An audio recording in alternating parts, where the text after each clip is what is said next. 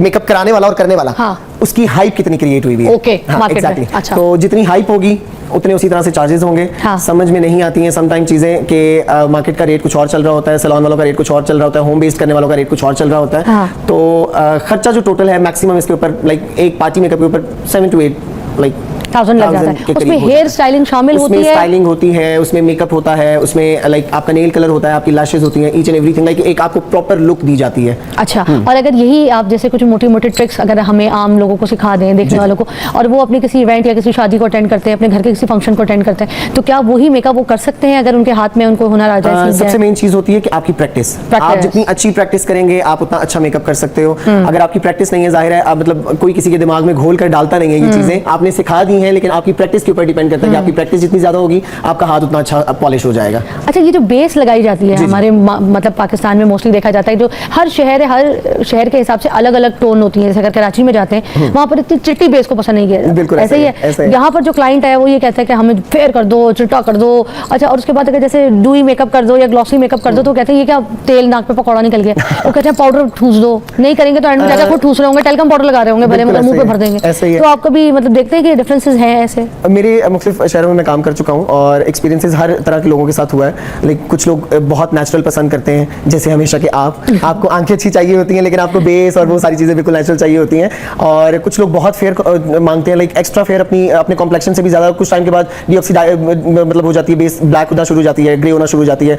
तो इसीलिए अवॉइड करते हैं। सबसे पहले क्लाइंट को कंसल्ट करने की कोशिश करते हैं कि जितना नेचुरल रहोगे उतना अच्छा रहेगा। जितना आपकी अपनी स्किन टोन मैक्सिमम 1 से 2 टोन लाइटर कर सकते हैं, इससे ज्यादा अच्छा भी नहीं रहता है और प्यारा भी नहीं लगता। अब जैसे विंटर्स का सीजन है तो ये जो बेस पे क्योंकि हम बात करें, जो स्टिक्स होती हैं वो ज्यादा चलेंगी या फिर वो जो लिक्विड बेस होती है वो, या फिर बेस में कवरेज होना ज्यादा जरूरी है? कुछ बेस ड्राई भी होती हैं। हां एग्जैक्टली। बेसिकली जो फाउंडेशंस होती हैं वो ऑयल बेस्ड होती हैं। अच्छा। जो स्टिक होती है वो फाउंडेशन वाटर बेस्ड है, सॉरी वो वाटर बेस्ड है, और जो स्टिक है वो ऑयल बेस्ड है। ओके। तो सर्दियों में हम थोड़ा बहुत फेस के ऊपर अप्लाई करते हैं मॉइस्चराइजर के बाद, ताकि जब थोड़ा टाइम गुजरे बेस को, तो बेस के ऊपर अपना एक नेचुरल ऑयल जो है फेस के ऊपर वो आना शुरू हो जाए। ठीक है, और ये मुझे नहीं पता था। एग्जैक्टली। अच्छा, एक सेकंड, इसका मतलब है कि सर्दियों में हमने स्टिक्स को भी ऐड करना है? कर सकते हो, बिल्कुल कर सकते हो, क्योंकि ऑयल बेस्ड होती है, सिल्की स्ट्रक्चर होता है इसका, तो फेस के ऊपर जरा अपना नेचुरल ऑयल सीबम प्रोड्यूस करता रहता है। तो पहले हम स्टिक कर लें और उसके बाद हम लिक्विड करें, फाउंडेशन हल्का सा करके, और उसको बेशक आप बेक कर लें जिस तरह से भी आपने करना है, लूज पाउडर की फॉर्म में या कॉम्पैक्ट की फॉर्म में, डिपेंड करता है आपके ऊपर। अच्छा। जो आपके फेस के ऊपर सूट करता है। अच्छा। अच्छा, और ये जैसे होता है ना कि कुछ लोग कहते हैं कि थोड़ी सी येलो टोन इंपॉर्टेंट है, पिंक टोन का मेकअप,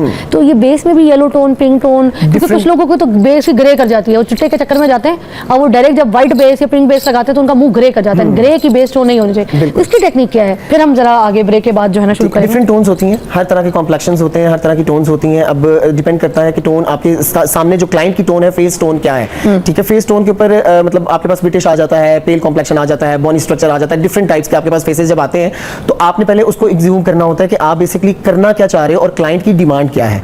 अगर क्लाइंट कुछ एक्स्ट्रा फेयरनेस की तरफ जाना चाह रहा है या एक्स्ट्रा मतलब येलो की तरफ जाना चाह रहा है, तो आप क्लाइंट को पहले समझाएं कि ये चीज इस तरह से नहीं, ये चीज आपको इस तरह से सूट करेगी, देन उसके बाद ही कुछ कर सकते हैं।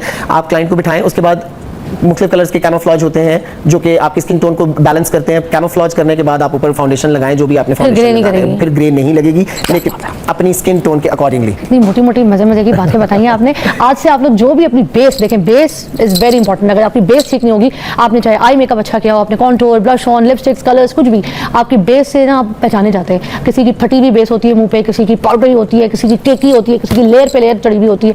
इन तरह की जो बेसिस होती है ना, वो आप चेहरे पे अप्लाई करते हैं तो आपकी ना पर्सनैलिटी इंप्रेस नहीं करती सामने वाले को, बल्कि आप अजीब से डिग्रेड हो रहे होते हैं। तो अपनी बेस जो है ना वो अच्छी बनाया करें, फिर आपका आगे मेकअप जो है ना वो अच्छा गुजरता है और अच्छा टाइम लॉन्ग लास्टिंग बेस भी चलती है। एक ब्रेक के बाद हम यहाँ पे सिखाते भी हैं। तो आप क्या लगाने लगे? मैं सबसे पहले मॉइस्चराइजर लगाने लगा हूं।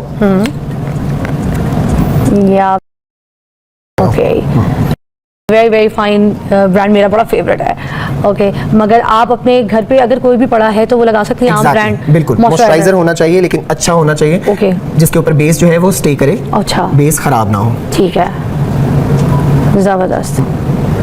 आपके घर पे जो भी मॉइस्चराइज़र आपको सूट करता है उस मॉइस्चराइज़र के ऊपर आप अपनी बेस लगा सकते हैं।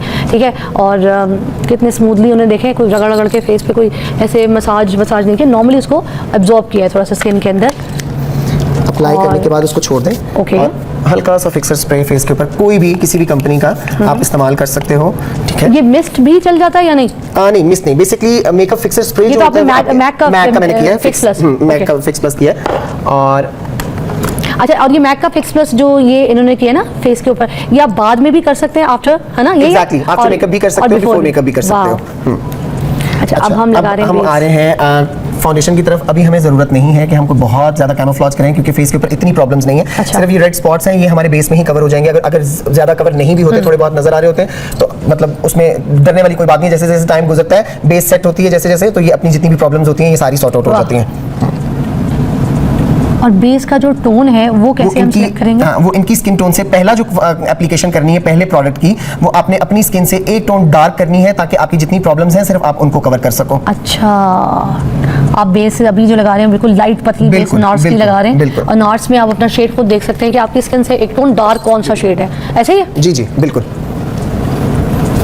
ओके, इनको अभी लग रहा है थोड़ा सा डार्क शेड, सो दैट उनकी जो स्किन प्रॉब्लम्स है वो खुद ही दब जाएगी। बिल्कुल, कुछ टाइम के बाद जैसे ही बेस सेट होना शुरू होगी, हाँ। स्किन के ऊपर जितनी भी प्रॉब्लम्स हैं वो सारी ठीक हो जाएंगी, नजर आना बंद हो Wonderful. जाएंगी, कम हो जाएंगी।